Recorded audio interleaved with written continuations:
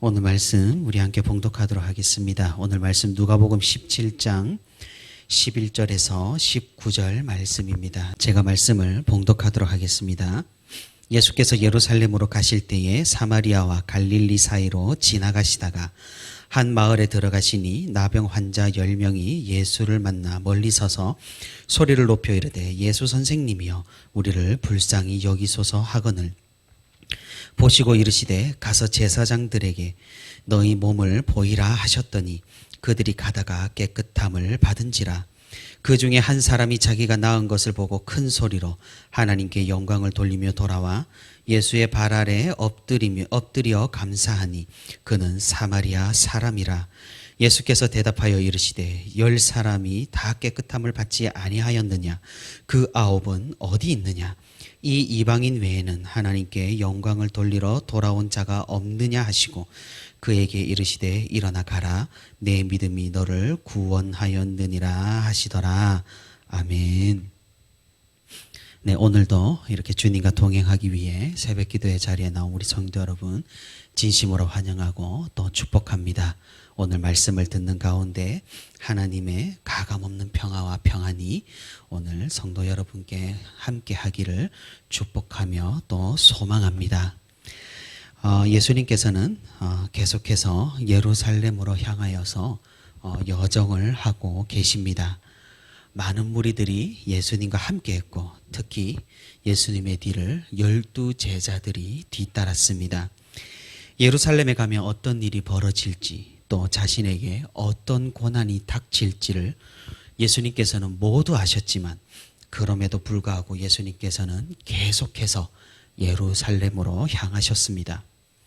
하지만 곧바로 갈릴리에서 예루살렘으로 곧장 향하신 것은 아니었습니다. 가시는 도중 여기저기 마을을 들리고 또 복음을 전하시고 제자들을 훈련시키시며 그리고 그 고을에서 모인 무리들에게 또 은혜를 베푸시며 이렇게 천천히 예루살렘으로 향하셨습니다. 아직 때가 되지 않았기 때문이겠죠. 때가 차면은 예수님께서는 예루살렘에서 그분의 완전한 순종을 실현시키실 것입니다. 그 예루살렘으로 가는 여정 중에 오늘 우리가 읽은 본문의 사건이 일어났습니다.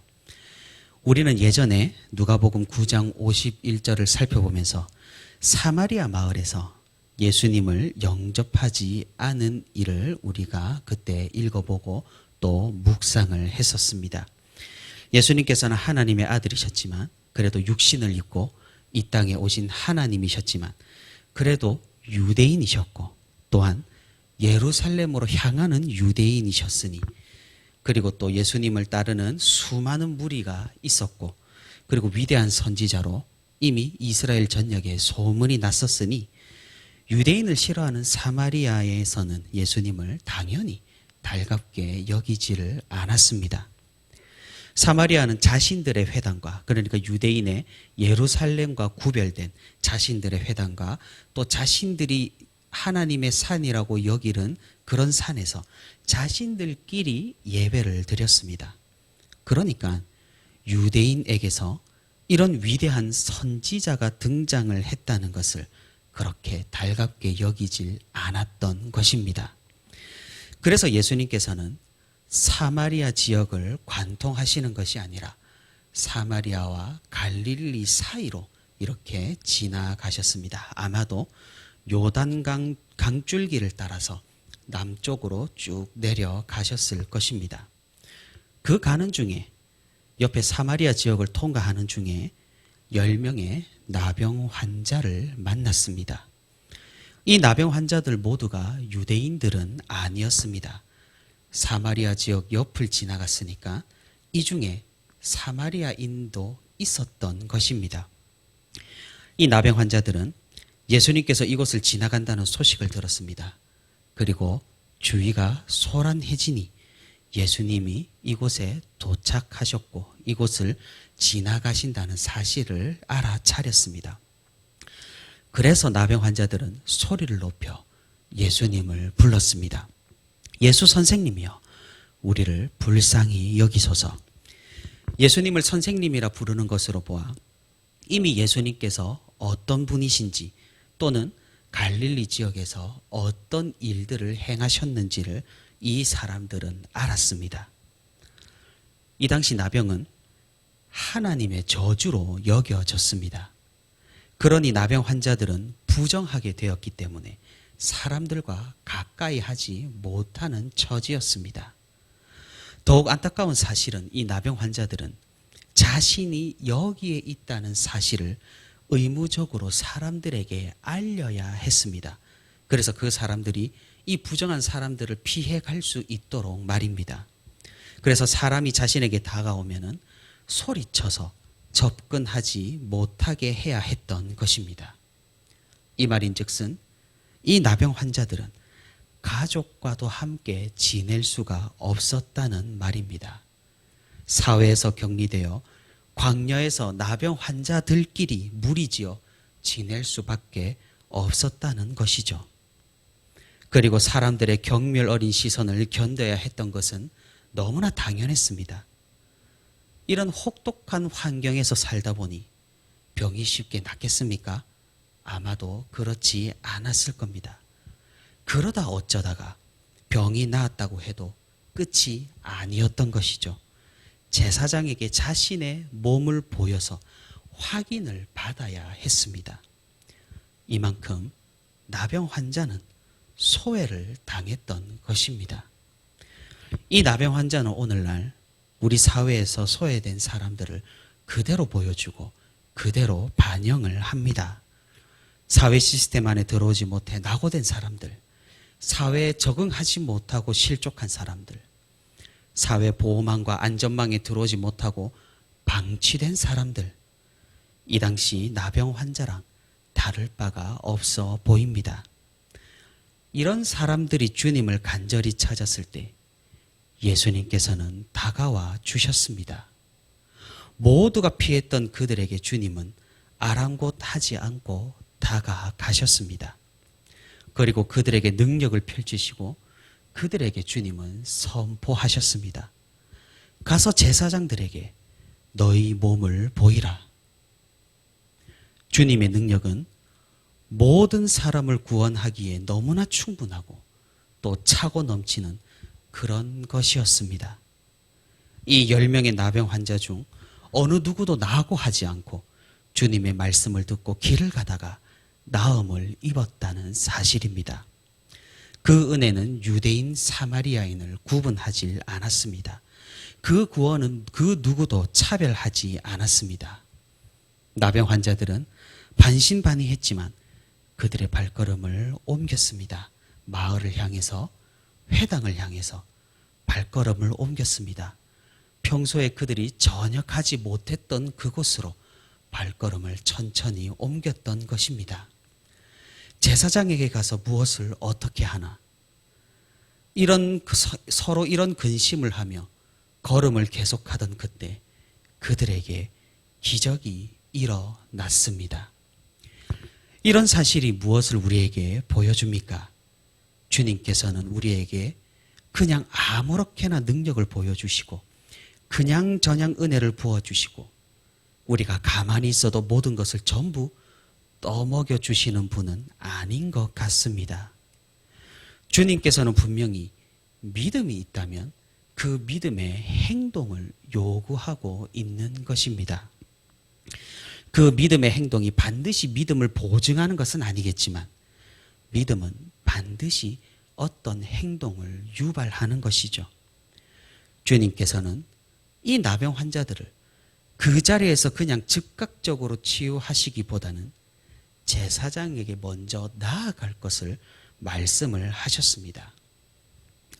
우리의 상황도 마찬가지일 경우가 많습니다. 우리가 믿음으로 조금만 발걸음을 옮긴다면 주님께서는 그대로 밀어주실 것입니다. 하지만 우리에게 그 믿음이 없고 그 자신이 없어서 주저하기를 가만히 있는 경우가 많은 것 같습니다. 참으로 안타까운 우리의 모습이라 할 수 있습니다. 이유가 무엇이 되었든 간에 우리는 멈추어 있는 이 육신과 마음을 조금 움직일 필요가 있습니다. 타성에 젖어 힘들든 계속되는 사역에 지쳤든 다른 사람에게 상처를 받았든 여러 가지 의심과 불신이 나를 지배한들 우리는 조금 앞으로 나아갈 용기를 낼 필요가 있다는 사실입니다. 우리가 그리한다면 주님은 우리를 그대로 밀어주실 것입니다. 그 작은 움직임 하나가 우리를 변화시키고 우리를 개혁시키며 우리를 바꿀 것입니다. 그리고 우리는 고백을 할 것입니다. 이 모든 것은 하나님의 은혜고 주님의 능력이었다고 말입니다. 내가 한 작은 움직임이지만 주님께서 하신 것이고 내가 용기를 내고 움직였지만 주님께서 용기를 주시고 나를 밀어주셨다고 말입니다. 이 나병 환자들에게 주님의 큰 능력이 나타났습니다. 자신의 썩어가던 몸이 깨끗하게 변했습니다. 떨어져가던 코끝과 손가락 마디가 멀쩡하게 다시 생겨났습니다. 진물이 나고 악취가 나던 피부가 깨끗하게 나았습니다.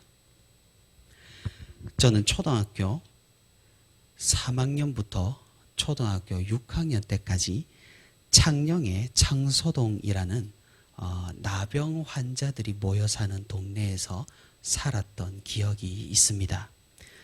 아버지께서 울산에서 목회를 하시다가 창녕으로 이렇게 좀 몸이 많이 안 좋아지셔서 창녕으로 이제 거기에 이제 시무를 하시러 나병 환자촌으로 그렇게 시무지를 옮기셨고 저희 가족이 다 그곳으로 이사를 했습니다. 사실 어릴 때라서 저는 이 나병 환자 분들이 이 코끝이 떨어져 있고 손가락이 마디가 잘라져 있고 그리고 피부가 해져 있고 이런 게 어떻게 좀 안 좋아 보인다거나 이런 생각을 해보지는 않았던 것 같습니다. 그냥 어린 마음에 그냥 그대로 사람들을 받아들이고 그랬던 것 같습니다. 그런데 저희 아버지는 굉장히 깔끔하신 분입니다. 정리정돈을 철저히 하시고 여름에는 하루에 샤워를 한 3번, 4번 하실 정도로 청결에 굉장히 신경을 쓰시는 분인데 저한테 말씀하시기를 창녕의 그 창소동에서 사역을 할 때 조금은 좀 힘드셨다고 말씀을 한 걸 들은 적이 있습니다. 뭐냐면은 이렇게 신방을 가가지고 식사 대접을 받게 되면은 그 진물이 나는 그 손가락으로, 근데 그 당시에는 이제 약이 좋아져서 요즘에는 이제 뭐 그렇게 더 막 해지거나 더 뭐 썩어 들어가거나 그러진 않습니다. 그런데 그 손으로 이렇게 국을 퍼주시면은 이 손가락이 없으니까 쥐기가 힘들지 않습니까? 그러면 이 손가락들이 모두 국에 퐁당 빠뜨려져 가지고 이렇게 서빙이 되게 됩니다. 아버지는 더러운 것을 일체 드시는 분도 아니고 굉장히 청결에 신경을 쓰시는 분인데 신방을 하시면서 그 국을 다 비워야 했다는 사실이 그런데 그게 자기는 그렇게 청결을 그렇게 중요하게 생각하는 사람이지만 그 국을 먹게 한 하나님의 은혜가 있었다고 저한테 말씀하시는 걸 들었습니다. 그래서 뭐 지금은 약이 좋아져서 이 나병이 뭐 더 진전이 되거나 이것 때문에 사람이 죽는 경우는 없습니다. 그런데 나이 드신 분들 가운데서는 이 나병으로 인해서 고통을 받았다가 마디가 떨어져서 코끝이 이렇게 상해서 없는 분들을 우리가 목격할 수가 있는 것입니다. 그런데 이 우리가 성경에 나오는 이 나병 환자들은 주님에 의해서 깨끗하게 나음을 입었다고 말씀을 하고 있습니다. 그 말인즉슨 아마도 떨어져 나갔던 피부가 다시 돌아오고 떨어져 나갔던 이 손가락 마디가 다시 돌아오고 떨어져 나갔던 이 코끝이 다시 멀쩡하게 회복이 되었을 것입니다. 그들은 아마 너무나 기뻐했을 것입니다. 그들은 그 순간, 이 치유된 순간, 회복된 순간을 잊을 수가 없었을 것입니다. 당장 달려가서 제사장들에게 확인을 받고 가족들에게 하루빨리 돌아가고 싶었을 것입니다. 이제는 그들은 더 이상 소외를 받지 않고 깨끗한 몸으로 이제 회복이 되고 나음을 입어서 정상적으로 사회생활이 가능하게 된 것입니다. 당연하게도, 너무나 당연하게도 이 사람들은 하나님을 찬양해야 했습니다. 너무나도 당연히 주님께 감사를 해야 했습니다. 하지만 그들은 안타깝게도 자신에게 구원을 베풀고 은혜를 부어주신 분을 잊어버렸습니다. 그들은 제 갈 길을 그냥 가버렸던 것입니다. 제사장에게 가서 확인을 받고 다시 돌아올 법도 했지만 그러지도 않았습니다.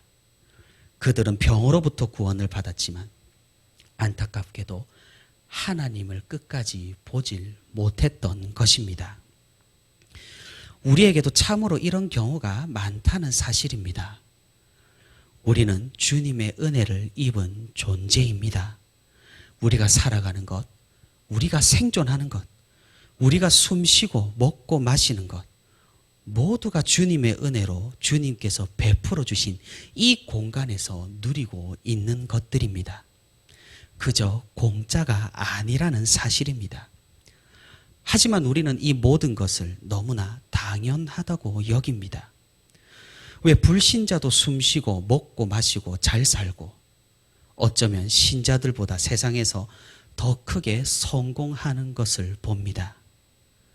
우리가 기억해야 할 것은 그 불신자들도 하나님의 능력과 은혜에 기대어 살고 있다라는 사실입니다. 그들은 전혀 깨닫지 못하고 눈치가 없을 뿐입니다. 하지만 우리는 세상을 살아가면서 그 불신자들과 우리를 비교할 때가 많은 것 같습니다. 믿음도 없는데 왜 저렇게 잘 살지? 믿음이 있다면 우리가 불신자들보다 더 잘 살아야 하는 것 아닌가? 이런 생각에 사로잡혀서 우리는 종종 확신을 놓치기도 하고 또 열등감에 휩싸이기도 하고 때로는 좌절하고 낙심할 때가 있다는 사실입니다. 나병 환자 10명도 모두 나음을 입었습니다. 10명 모두 은혜로 깨끗함을 얻었습니다. 하지만 그중 단 한 명만, 그것도 사마리아인이 주님께로 돌아와 하나님께 영광을 돌리며 주님의 발 아래 엎드려 감사를 했습니다. 주님께서는 물어보십니다. 나머지 9은 어디 있느냐? 주님께서는 그 9이 어떤 마음인지 어디로 향했는지 알고 계셨지만 그래도 물어보셨습니다. 왜 그렇습니까? 이 사마리아인의 믿음을 더욱 부각시키기 위해서였습니다. 결국 주님께서는 무엇라 하시면서 말씀을 마치십니까? 일어나 가라. 내 믿음이 너를 구원하였느니라. 우리의 육신과 이 세상에서 우리의 삶과 부유함과 형통함, 건강함과 유복함, 그것은 부수적인 것입니다. 그것은 주님을 따르는 대가로 필수적으로 얻을 수 있는 것들이 아닙니다. 만약 주님을 믿기만 한다면 3, 4대가 물질적으로 큰 복을 얻고 갑자기 수입이 3배가 되어 헌금을 크게 드릴 수 있는 그런 복이 주님을 믿기만 하면 주어진다면 정말 세상 그 누가 교회를 다니지 않겠습니까? 주님께서 말씀하시는 믿음은 그런 것이 아니라는 사실입니다. 이 세상의 삶은 한시적입니다. 그리고 불확실하며 우리의 기대처럼 순조롭게 흘러가지 않을 수도 있습니다. 하지만 우리가 기억해야 할 것은 그래도 이 모든 것은 주님께서 베푸신 은혜라는 사실입니다. 내가 누리는 것, 내가 보는 것, 내가 경험하는 것, 우리 인생 자체가 바로 주님께서 허락하신 인생이라는 사실입니다. 이를 깨달은 자만이 주님께 감사할 수 있고 주님의 은혜를 받은 사실을 기억하는 자만이 돌이켜 주님께로 돌아와 주님의 발 아래 엎드릴 수 있는 것입니다.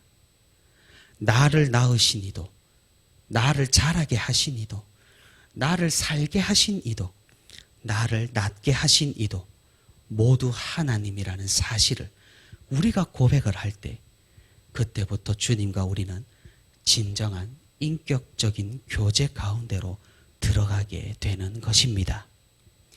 이 교제가 있는 사람은 주님께 이런 말씀을 듣게 될 것입니다.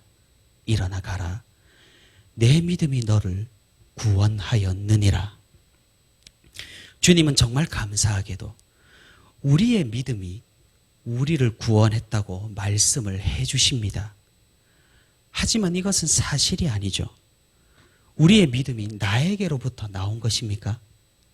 나의 믿음이 내 공로가 될 수가 있습니까? 그렇지 않습니다. 나의 믿음조차 하나님께서 나를 불러주셨고 하나님께서 나를 선택하셨으며 하나님께서 나를 백성 삼으시고 자녀 삼으신 결과입니다. 하지만 주님께서는 우리에게 주신 이 믿음조차 우리의 공로로 돌려주십니다. 우리의 것은 아니지만 우리의 것으로 주님께서 인정해 주신다는 그런 사실입니다. 우리가 이토록 큰 은혜를 받은 존재들입니다. 우리가 이런 큰 사랑을 받은 사람들입니다. 예수님 당시 유대인들은 잘 깨닫지를 못했습니다. 오히려 예수님을 경멸했고 유대인들과 거리를 두었던 사마리아인이 오히려 주님을 알아보고 주님을 깨달았고 주님께 감사했습니다.